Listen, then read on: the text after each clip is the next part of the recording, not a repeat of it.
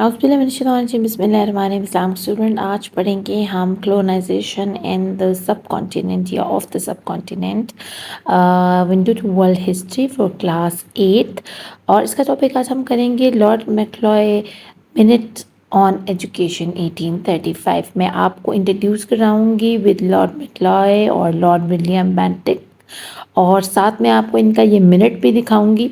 और आज आपको बड़ा मज़ा आने वाला है इस हिस्ट्री के लेक्चर में। तो स्टार्ट करते हैं reading. Many significant decisions were taken for the state of education in India by Lord William Bentinck, governor general of India 1828-1835। इनकी टाइमलाइन क्या है? 1828 से लेकर 1835 तक ये गवर्नर जनरल रहे इंडिया के, क्योंकि अब ईस्ट इंडिया कंपनी पूरी तरीके से काबिज आ चुकी है सब कॉन्टिनेंट के ऊपर। ठीक है, ट्रेड करने आए थे और सरदार बनकर बैठ गए और हुकूमत करना शुरू कर दी। और उन्होंने अपने फर्स्ट गवर्नर जनरल जो है ना इंडिया का, किसको बनाया? लॉर्ड विलियम बेंटिंक को। और ये है उनकी पिक्चर जो आपको नज़र आ रही है।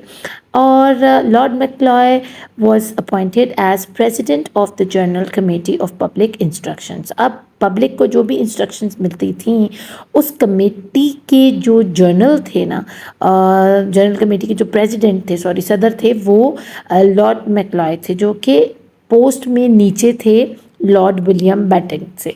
ठीक है, और अब इन्होंने क्या किया? ही रॉट अ मिनट इन 1835। आपको इनकी ये पिक्चर नज़र आ रही है इन हज़रत की, जिन्होंने सत्यानाश कर दिया आकर इंडिया में उनकी बेसिक एजुकेशन का, विच इज़ संस्कृत, और उसमें पर्शियन भी बोली जाती थी और उसमें अरेबिक भी थी। ठीक है ना, क्योंकि आपको पता है सब कॉन्टिनेंट में मुसलमान भी रहते थे, हिंदू भी रहते थे और ईरानी भी रहते थे, पारसी और फ़ारसी बोलने वाले। तो अब इन सरकार ने एंट्री मारी लॉर्ड मैक्लॉय ने, और इन्होंने कहा कि इतनी मज़बूत और इतनी समझदार कौम को मैं किस तरह उल्लू बनाऊं, मैं किस तरह, हम इनको किस तरह तोड़ सकते हैं, कैसे डिवाइड एंड रूल कर सकते हैं हम लोग इस कंट्री के ऊपर या इस सब कंटिनेंट के ऊपर। तो उन्होंने अपना एक बहुत मशहूर मिनट, जो कि अब आपको ये स्क्रीन पर नज़र आ रहा है, ये लिखा, जो कि वहाँ के अखबारों में छपा। और उन लोगों को उन्होंने कहा कि I have traveled across the length and breadth of India, and I have not seen even one person who is a beggar, who is a thief. Such wealth I have seen in this country, such high moral values, people of such caliber, that I do not think we would ever conquer this country unless we break the very backbone of this nation, which is her spiritual and cultural heritage. And therefore I propose that we replace her old and ancient education system, her culture, for if the Indians think that all that is foreign and English is good and greater than their own, they will lose their self-esteem, their native culture, and they will become what we want them, a truly dominated nation. अब इसमें आपको clear हो गया, सब बच्चों को अंग्रेज़ी की आती है ट्रांसलेशन, लेकिन मैं फिर भी इसको बताना पसंद करूँगी कि इन हज़रत जी ने आकर क्या तमाशा लगाया यहाँ पर इंडिया में, सब कॉन्टिनेंट के अंदर, कि उन्होंने कहा कि मैंने इंडिया के तूलो अर्ज़, यानी मैं हर जगह गया इंडिया में, सब कॉन्टिनेंट में, लेकिन मैंने वहाँ कोई फ़कीर नहीं देखा, मैंने वहाँ कोई चोर नहीं देखा, और उनके पास इतनी दौलत है हर किसी के पास। ठीक है, और वो ऐसी कंट्री कि उनकी मोरल वैल्यूज़ इतनी बड़ी हैं, वो सच पर चलते हैं, सही तोलते हैं, सही नापते हैं, लड़ाई झगड़ा नहीं करते। क्या कैलिबर है उन पीपल का, उन लोगों के रहने सहन का तरीका कितना आला है। और इस कंट्री को तोड़ना इतना आसान नहीं है, इस पर फतह पाना इतना आसान नहीं है। हम ऊपर ईस्ट इंडिया कंपनी के ज़ोर से बैठ तो गए हैं, लेकिन हम ज़्यादा देर यहाँ टिक नहीं सकेंगे। तो हमें अगर इनकी रीढ़ की हड्डी को तोड़ना है ना, तो उसके लिए हमें क्या करना है? इस कौम की जो रूहानी और इनकी रस्म व रिवाज है ना, इनका जो कल्चर है, उसको इनके कौमी विरसे को तबाह करना होगा। और वो हेरिटेज कहाँ से स्टार्ट होती है? इनकी ज़ुबानों से। इनकी ज़ुबानें जो है ना वो बहुत कदीम है और बहुत आला है। اور ہم یہاں پر ان کا اولڈ اور اینشنٹ ایجوکیشن سسٹم جو ہے نا اس کو بالکل ختم کر دیتے ہیں اور اپنے کلچر کو آگے لے کر آتے ہیں، کیونکہ ان میں سے کچھ انڈینس اس دور میں ایسے تھے جو انگریزی کو بہت اچھا سمجھتے تھے، یعنی وہاں کے جو ہائی فائی ماحول کے لوگ تھے، اور جو دوسرے لوگ تھے جو نیٹو پراپر اچھے لوگ تھے نا وہاں کے، وہ سمجھتے تھے کہ نیٹو کلچر ہمارا جو ہے نا وہ ہم اس کو چھوڑ نہیں سکتے، انگریزی کچھ نہیں ہے، عربی، فارسی اور سنسکرت اسی میں ہمارا کلچر ہے، اور اسی میں ہم نے آگے پروان چڑھنا ہے، اسی میں کتابیں لکھی جائیں، اسی میں لوگوں کو تعلیم دی جائے۔ لیکن اس نے کیا آ کے اپیل کی کہ اگر ہم ان کی سیلف اسٹیم کو ختم کرنا چاہتے ہیں، ان کے جو آپ سمجھ لیں کہ جو ظرف ہوتا ہے انسان کا یا اس کی سیلف رسپیکٹ ہوتی ہے وہ اسی صورت ختم ہو سکتی ہے جب ان کو انگریزی بولنے نہیں آئے گی اور ان کے سارے اداروں میں انگریزی چل رہی ہوگی، پھر وہ اپنے آپ کو کمتر محسوس کریں گے۔ تو میں اپیل یہ کرتا ہوں گورنمنٹ سے، اپنی ایسٹ انڈیا کمپنی کی، کہ کائنڈلی آپ جو ہے نا ان کے سارے اسکولز اور کالجز بند کروائیں جہاں سنسکرت اور دوسری زبانیں سکھائی جاتی ہیں، اور کچھ ایسے کالج اور اسکول کھولیں جہاں پر ہم صرف تھوڑے سے انڈینس کو اپنی انگریزی سکھائیں گے، اور پھر وہ آگے جا کر نئے انسٹیٹیوشنز میں وہ انگریزی کو پھیلائیں گے اور اپنے ساتھیوں کو سکھائیں گے وہ انگریزی۔ اور وہ جو ہم لوگ تیار کریں گے نا انڈینس، وہ ایسے ہوں گے کہ they are Indians from blood but they are British in taste, یعنی ان کا خون تو جو ہے وہ ہندوستانی ہوگا، ان کے جسم کے اندر دوڑنے والا خون ہندوستانی خون ہوگا، لیکن ان کا جو ٹیسٹ ہوگا اور ان کی جو باتیں ہوں گی اور جو ان کا مرال ہوگا اور جو ان کے انٹلیکچوئل تھنکنگ ہوگی وہ سب انگریزوں جیسی ہوگی، یعنی وہ ہمارے لیے یہاں پر بنیادیں بنیں گے، ہمارے اس ملک میں بنیاد بنیں گے ہمارے لیے۔ تو یہ بہت خبیث انسان تھا یہ لارڈ میکلوئے جو تھا نا، in which he made an appeal for the provision of western style of education for the local people of India۔ اب یہاں local people of India لکھا ہے، جبکہ وہاں پر صرف کچھ انگریزوں کو کچھ انڈینس کو انہوں نے سلیکٹ کیا تھا، اور تھوڑے سے انہوں نے یہ انسٹیٹیوشنز کھولے تھے۔ تو میرے خیال سے نا ان کو تھوڑا سا اور اچھے طریقے سے یہاں پر بیان کرنا چاہیے تھا آپ لوگوں کے لیے۔ He insisted that the schools of India should adopt the Western curriculum. The main aim of this education policy was to develop a class of people who would adapt to English ideas and opinions without any resentment towards the colonials۔ اب کیا تھا کہ وہ یہی سوچ رہے تھے کہ وہ فوراً سے اڈیپٹ کریں انگلش کو، وہ پہلے سے ہی ایسے لوگوں کو ڈھونڈ رہے تھے کہ جو انگریزی کو اچھا سمجھتے ہیں اور اپنی نیٹو کلچرل جو زبانیں ہیں، جو لینگویجز ہیں، ان کو کچھ خاص سمجھتے نہیں ہیں۔ تو بس یہ انہی لوگوں کو ڈھونڈ رہے تھے جو اپنے رنگ میں رنگنے کے لیے آسانی ہو، جن کو انگریز بنانا آسان ہو، تو ان کو ایسے لوگ مل بھی گئے۔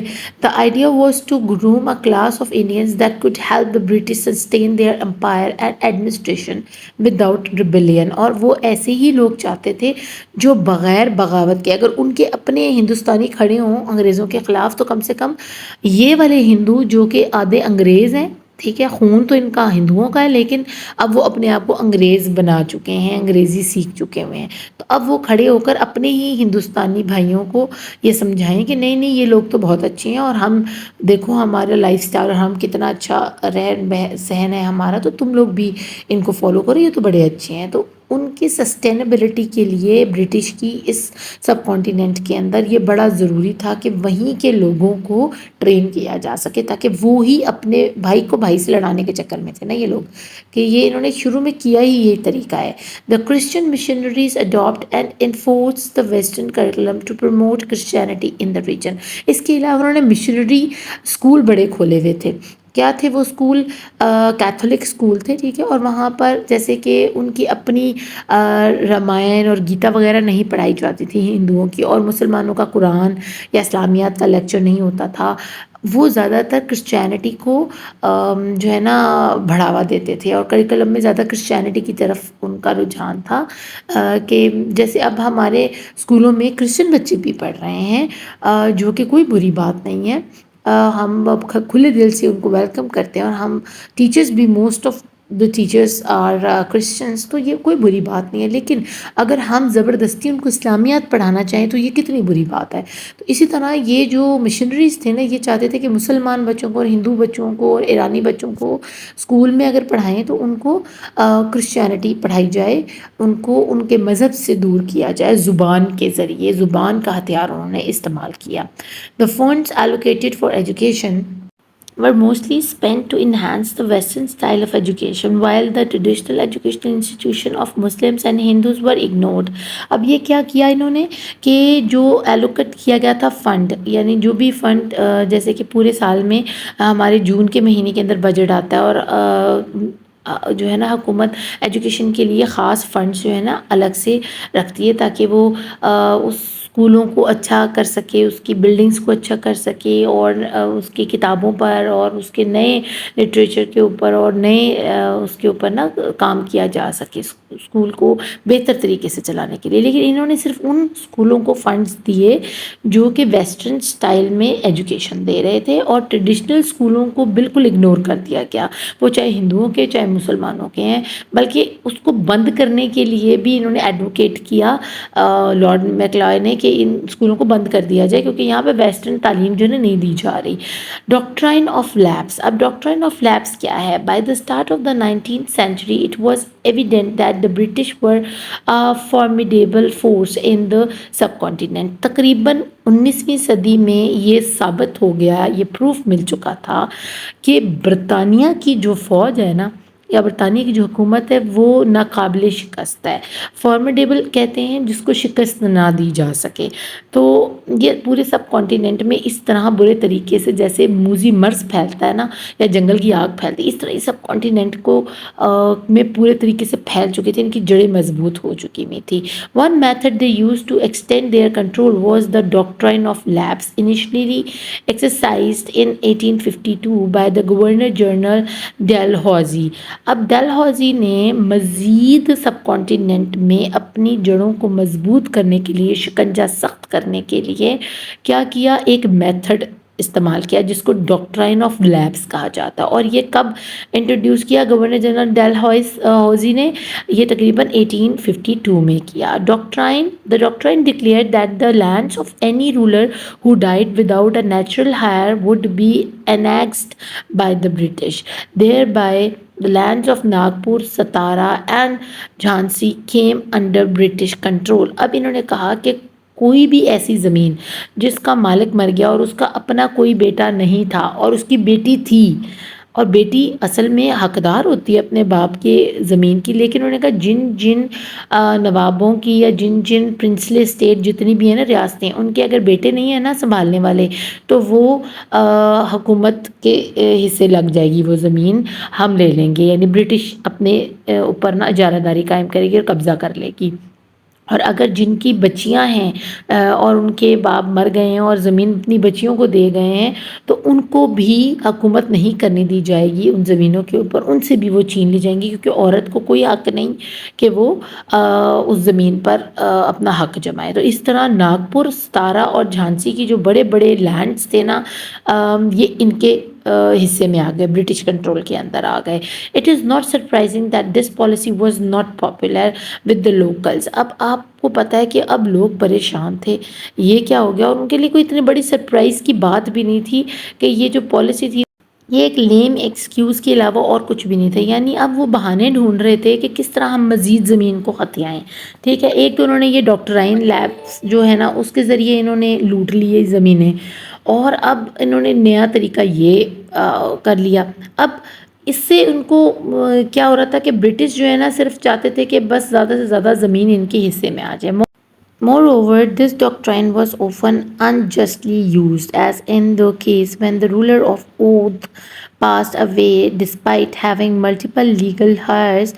His land was taken over on the fancy grounds of claims that he had not been a good ruler۔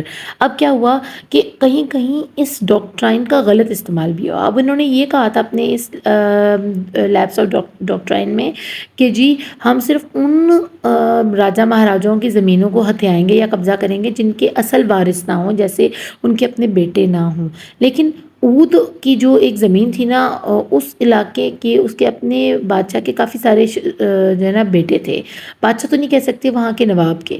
تو اب ان کو دینے کی بجائے انہوں نے کہا جی کیونکہ وہ رولر ایک اچھا رولر نہیں تھا تو اس نے آگے کسی کی زمینوں پہ قبضہ کیا ہوا تھا، لہٰذا اس کے بیٹوں کا یہ حق نہیں بنتا، تو یہ زمین حکومت کے پاس جائے گی. یعنی اب وہ اس قسم کے ہتھ کنڈے جو ہے نا بدماشی ٹائپ جو ہے نا اور قبضہ گروپ جو ہوتے ہیں اس طرح کی حرکتیں کرنا شروع ہو گئے تھے برٹش والے. تو اب پڑھ لیتے ہیں اگلا ٹاپک، وار آف انڈیپینڈنس 1857. اب وار آف انڈیپینڈنس کیا ہے؟ جہاں سے تحریک سٹارٹ ہوتی ہے، جہاں سے ان کو جو ہے نا تیا پانچا کرنا اب لوکلز نے شروع کر دیا ہے. By 1845 the British Empire extended from Bengal to Sindh. ٹھیک ہے، اب 1845 میں اتنی زیادہ برٹش امپائر پھیلی کہ وہ بنگلہ دیش سے لے کے سندھ تک پہنچ گئی. The Sikhs were ruling over Punjab and NWFP یعنی ہمارے بلوچستان خیبر پختونخوا ہمارا جو سرحد کا علاقہ ہے اور ہمارا پنجاب، یہاں پر سکھ رہا کرتے تھے. ان 1849 the war of independence which broke out in 1857 started with an uprising in Meerut. Meerut کے اندر یہ ایک اپرائز ہوا، یعنی ایک جو ہے نا برٹش جو سولجرز تھے، وہ میں آگے جا کے آپ کو بتاؤں گی کہ کیسے یہ اپرائز کس طرح کے چھوٹی سی لڑائی جو ہے نا وہ بڑی لڑائی میں تبدیل ہوتی ایک جنگ کی شکل اختیار کر گئی. The local soldiers in the British army revolted against the British in Bengal. This war is known as the War of Independence because the Hindus, Muslims and other participants wanted to restore the lost freedom. اب یہ سارے جو ہے نا مل کر جتنے بھی آرمی میں ہندو تھے، سکھ تھے اور مسلمان تھے نا، وہ آرمی میں ایسٹ انڈیا کمپنی نے آپ کو پتہ لوکلز کو سپاہی بنایا ہوا تھا اور سولجرز کے طور پر امپلائمنٹس جو ہے نا انہوں نے اوپن کی ہوئی تھیں اور ان کو نوکریاں دی ہوئی تھیں. تو اب وہ سولجرز جو ہے نا آپس میں ایک جو ہے نا جتھا بن گئے اور ایک متحد ہو گئے اور انہوں نے کہا جی ہم نے ان سے واپس اپنا ملک لینا ہے، سب کانٹیننٹ کو آزاد کروانا. اور وہ کیوں کروانا ہے؟ کیونکہ انہوں نے جو گولیاں ان کو دی تھیں نا اور بندوقیں دی تھیں، ان گولیوں کے اوپر کور چڑھے ہوئے تھے جن کو یہ منہ سے پھاڑتے تھے اور بیچ میں سے بولٹ نکال کر اپنی گن کو لوڈ کرتے تھے. اب جس ریپر میں وہ پیک ہوئی ہوئی تھی یا جو بھی اس پہ کور چڑھا ہوا تھا نا، وہ چربی تھی گائے کی چربی کا اور سور کی چربی کا. تو اب دیکھیں مسلمان جو تھے وہ کہتے تھے ہمیں ڈر ہے کہ اگر یہ تو گائے کی تو پھر تو ٹھیک ہے، اگر سور کی تو ہمارا تو ایمان خطرے میں پڑتا ہے. اور آپ کو پتہ ہے ہندو اور سکھ جو ہے نا ویسے ہی وہ گائے وغیرہ کو پوجتے ہیں اور ان کے لیے تو وہ ماں ہے، تو ان کے لیے بھی یہ پاسبل نہیں تھا کہ وہ ان گنز کو، ان بلٹس کو یوز کر سکتے. تو پھر انہوں نے یہ سوچا کہ یہ تو ہمارے ایمان تک بات آ گئی ہے، ہمارے عقیدے تک بات آ گئی ہے، صرف مسلمان نہیں ہندو عقیدے کے اوپر بھی یہ بات چل رہی تھی. تو پھر انہوں نے مل کر اس فریڈم کے لیے جو ہے نا وار آف انڈیپینڈنس کے لیے آواز بلند کی. اور یہ سب سے پہلے ان کی اپنی آرمی، ایسٹ انڈیا کمپنی کی اپنی آرمی جو ہے نا وہاں سے بغاوت کا آغاز ہو رہا ہے. Causes of the war of independence, اب ہم آگے یہی کازز جو میں نے آپ کو پیچھے بتائے ہیں ہم اس کو پڑھیں گے. There were many political, religious, military, economic and social causes of the War of Independence. Some of the reasons include. اب یہی نہیں ہے کہ صرف بلٹس کی بات تھی، اس کے علاوہ بھی ریلیجیسلی، ملٹریلی اور اکنامکلی اور سوشلی بھی ان کو بہت برے طریقے سے ٹریٹ کیا جاتا تھا جانوروں کی طرح. تو بہت سارے کازز ہیں جن کو ہم یہاں ریڈ آؤٹ کریں گے. تو number 1 cause is the East India Company introduced system, for example, doctrine of lapse that allowed the East India Company to take over those Indian states where there was no male heir to claim the throne. آج جیسے کہ میں نے آپ کو بتایا کہ اگر کسی کا بیٹا نہیں ہے کسی بھی ریاست میں کسی بھی بادشاہ کا، تو وہ آگے جو ہے نا کسی کو دے نہیں سکتا اپنی زمین، تو وہ حکومت چھین لے گی اس سے، اس کو ٹیک اوور کرے گی. Second is the landowners and princes had no to pay heavy taxes to the East India Company. اس کے علاوہ جو بادشاہ بنے ہوئے ہیں یا جو بھی پرنسلی اسٹیٹس ہیں وہ سب ٹیکس پے کریں گی برٹش گورنمنٹ کو یا ایسٹ انڈیا کمپنی کو.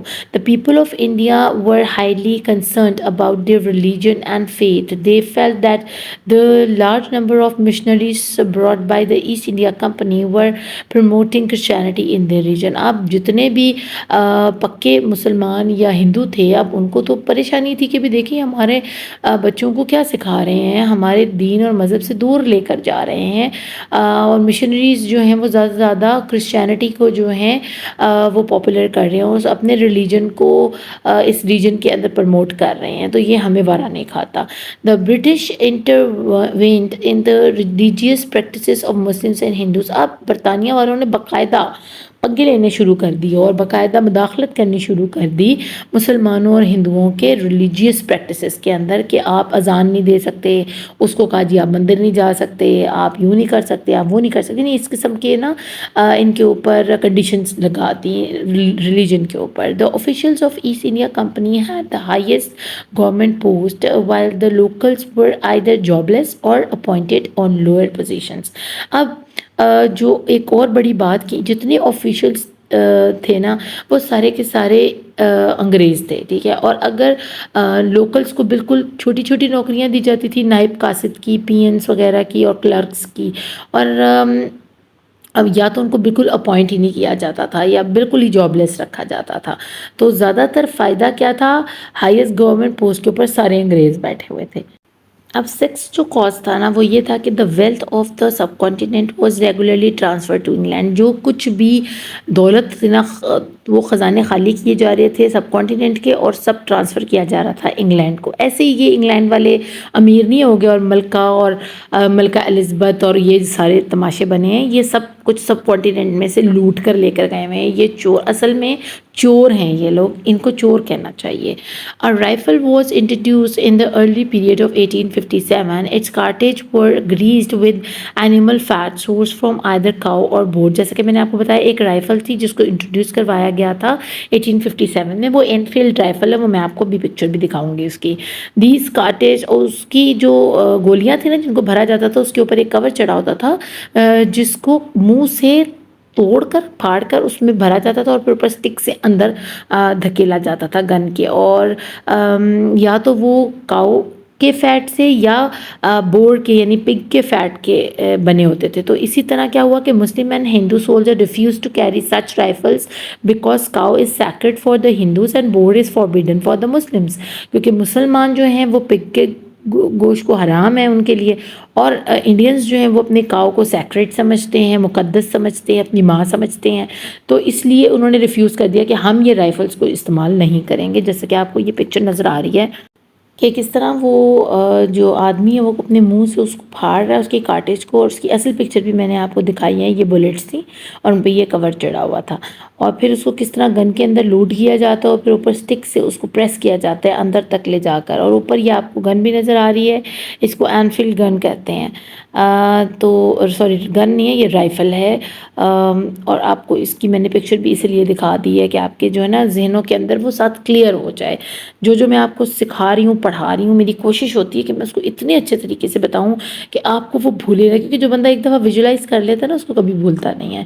اب ہم آگے پڑھیں گے اس کے کانسیکوینسز کیا ہوئے، اس کے کیا اثرات پڑے جب آپ کو پتہ ہے ایسٹ انڈیا کمپنی کے خلاف کوئی کھڑا ہوگا اور وہ فارمیڈیبل قسم کی ایک فورس بن چکی ہوئی ہے، اس کو کوئی ہرا نہیں سکتا، تو اب ان کا ریئیکشن کیا تھا ان ساری باتوں پہ کہ یہ تو ہمارے خلاف کھڑے ہو گئے، بغاوت پر اتر آئے سب کانٹیننٹ کے رہنے والے۔ The war ended in March 1858 and had far reaching consequences۔ اب یہ ایک سال تک جنگ چلی، یعنی 1857 سے سٹارٹ ہوئی اور مارچ 1858 میں جا کر یہ اینڈ اپ ہوئی ہے، اور اس کے بہت دور پر اثرات تھے، ٹھیک ہے نا، کافی دیر تک اس کے اثرات تھے۔ Bahadur Shah Zafar the last Mughal emperor was exiled to Rangoon Myanmar formerly Burma, اور آپ کو پتہ ہے برما میں کتنا ظلم ہو رہا ہے مسلمانوں کے اوپر، کیسے ان کو کاٹا جا رہا ہے، کیسے ان کو زندہ جلایا جا رہا ہے، تو وہاں کا یہ بادشاہ تھا آخری بہادر شاہ ظفر، اور اس کو کیا کر دیا گیا تھا، نظر بند کر دیا گیا تھا رنگون شہر کے قلعے کے اندر اور اس کے جیل کے اندر۔ India came under the direct rule of the British government۔ Lord Canning, who was the Governor General after the War of Independence in 1857, assumed the title of the Viceroy of India in 1876۔ Queen Victoria of England issued a proclamation and declared India a colony of Britain۔ اب دیکھیں ان کی بہادری ہے، کہ ملکہ صاحبہ بھی جو ہے نا وہ پروکلیم کر رہی ہیں کہ جی یہ اب تو یہ سارا علاقہ ہمارا ہو گیا کیونکہ ہم نے جنگ کر کے ان کو فتح کر لیا ہے. یہ نہیں دیکھ رہے کہ یہ کس طرح قابض ہوئے ہیں مکاری کے ساتھ، ٹریڈ کرتے کرتے کس طرح یہ یہاں پر حکومت سٹارٹ کر دی انہوں نے. اور اگر وہیں کے رہنے والے لوکلز نے ان کے خلاف آواز بلند کی ہے تو انہوں نے ان کو مار گرایا اور کہتے ہیں جی ہم نے شکست دے دی ہے انہیں. اور اس کے علاوہ وہاں سے جو لارڈ ولیم بینٹنگ تھا اس کو ہٹا کر کس کو بنا دیا گیا تھا گورنر جنرل؟ اب اس وقت وہ لارڈ کیننگ تھا، اور 1876 میں اس کو وائس رائے آف انڈیا کا بھی خطاب دے دیا گیا تھا. تو کس مکاری کے ساتھ انہوں نے برطانیہ کی کالونی ثابت کر دیا انڈیا شہر کو، سب کانٹیننٹ کو. Although the war was started by the Hindu sepoys and Muslims joined them later, but only the Muslims were blamed for the war. اب مسلمانوں کے ساتھ کیا ہوا؟ لڑائی کس نے شروع کی؟ ہندو سپاہی نے شروع کی. جو ہندو سپاہی یا سولجرز تھے انہوں نے کہا جی ہم نہیں کریں گے. اس کے بعد مسلمانوں نے کہا جی ہاں تم لوگ ٹھیک کہہ رہے ہو، ہم بھی نہیں کریں گے. ٹھیک ہے، انہوں نے تو بھائی چارہ دکھایا. لیکن آخر میں جنگ ختم ہونے کے بعد ہندو تو اپنے ہاتھ جھاڑ کر سائڈ میں کھڑے ہو گئے چلاکی دکھا کر کہ جی ہمارا قصور نہیں تھا، ہمیں تو مسلمانوں نے بھڑکایا تھا. اور سارا قصور جو ہے نا سارا ملبہ لا کر مسلمانوں کے اوپر پھینک دیا کہ ان کی وجہ سے جنگ ہوئی.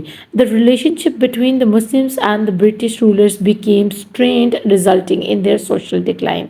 اور یہاں سے اصل مسلمانوں کے اوپر مظالم کا سلسلہ شروع ہوا، اور انڈینز اس عطاب سے بچ گئے، اس پریشانی سے بچ گئے، اور وہ محبوب ہو گئے. اور کیونکہ مکار تھے نا، خوش آمدی تھے، انہوں نے برطانیہ والوں کو خوش آمد شروع کر دی اور ان کو نوکریاں بھی ملنی شروع ہو گئی. اور مسلمان کیونکہ ایک اللہ کو ماننے والے ہیں، سچ بولنے والے ہیں، نیک تھے اس دور کے مسلمان. آج کی تو خیر اللہ حافظ ہے ہمارا. تو ان کے ساتھ جو ظلم اور بربریت کی انہوں نے برطانیہ نے کہ تم لوگوں نے ہمارے خلاف زبان کھولی اور تم لوگوں نے ہمارے لیے ہتھیار اٹھایا تو ہم تمہیں نہیں چھوڑیں گے. تو یہاں سے ان کا سوشل معاشرتی جو زوال ہے نا وہ یہاں شروع ہوتا ہے. ان کو تعلیم نہیں لینے دی گئی، ان کو کھانے پینے میں بھی لو لیول رکھا گیا، ان کو ہر لحاظ سے ان کی زمینیں چھین لی گئیں، ان کی فیکٹریاں چھین لی گئیں. یہ تو نہیں تھا کہ مسلمان وہاں بھکاری تھے، اچھے خاصے مغل بادشاہوں کے دوروں میں شاہی خاندان تھے وہ، اور ان کو انہوں نے بھکاری بنا دیا، ان سے چھین کے زبردستی زمینیں. اور یہاں میں آپ کو نیچے یہ پکچر دکھا رہی ہوں کہ کس طرح یہ جو جنگ ہوئی تھی نا دہلی کے جو ہے ان کا شہر، اس کے باہر کی دیواروں پر دلی کا جو قلعہ تھا اس کے باہر یہ ساری لڑائی لڑی گئی تھی. تو بچوں یہ تھے آج کے ہمارے ٹاپکس، اور میں نے کوشش کی کہ کافی سارے ٹاپکس کو میں ایک ہی ویڈیو میں کور کر دوں اور جلدی جلدی سے کور کرواؤں. ہوپفلی آپ کو اس کی اچھے سے سمجھ آئی ہوگی. اپنا خوب خیال رکھیے گا اور کائنڈلی بالکل نہ بھولیے گا ویڈیوز کو دیکھنا، اور میری جو بھی اس میں ویڈیوز آتی ہیں، ایڈز آتے ہیں، ان کو کائنڈلی ضرور دیکھا کریں. اس سے مجھے کافی سپورٹ ملے گا. Thank you for watching. اللہ نگہبان.